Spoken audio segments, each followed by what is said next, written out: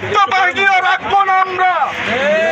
তারা যত গুপ্ত ভাবে থাকুক, তাদেরকে খুঁজে বের করে আমরা তাদেরকে শাস্তির আওতায় আনবো, যদি তারা নাশকতার সাথে জড়িত থাকে। এর ফলে আজকে ছাত্রদল এবং যুবদলের অক্লান্ত পরিশ্রমের